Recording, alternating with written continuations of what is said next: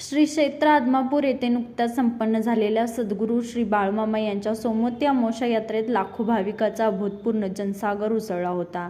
यंदा पावसाळा लांबल्याने आणि कॅनॉलला पुरेसे पाणी नसल्याने यात्रेवर तीव्र पाणी टंचाईचे मोठे संकट घोंगावत होते. मात्र अशा अत्यंत बिकट परिस्थितीत भाविकाची सेवा हीच खरी बाळूमामाची सेवा हा ध्यास धरून टँकर चालक आणि मालकाने दिवसरात्र एक करत अविरत पाणी पुरवठा केला. टँकर चालकाच्या या अथांग परिश्रमामुळे लाखो भाविकांची तहान भागली असून त्यांच्या या कामगिरीचे संपूर्ण महाराष्ट्रातून वाहवा आणि कौतुक होत आहे. यंदा निसर्गाच्या अवकृपेमुळे पाण्याचा गंभीर प्रश्न निर्माण झाला होता.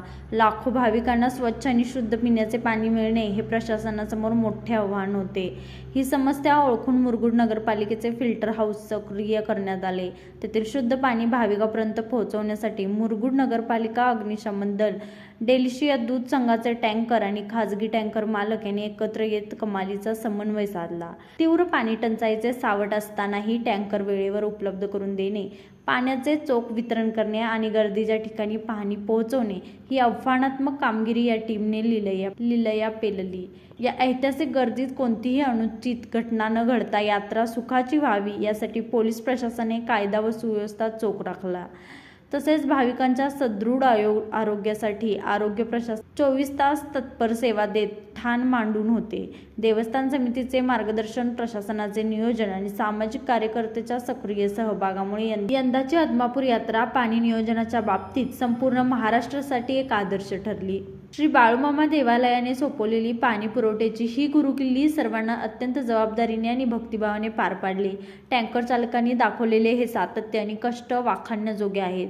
भाविकांकडून उमटलेली उत्स्फूर्त भावना, पाणी टंचाईचे संकट परतवून लावत यात्रेकरूंची तहान भागवणाऱ्या या खऱ्या जलदूतांना सन्मान आदमापूर येथे मोठ्या थाटात करण्यात आला.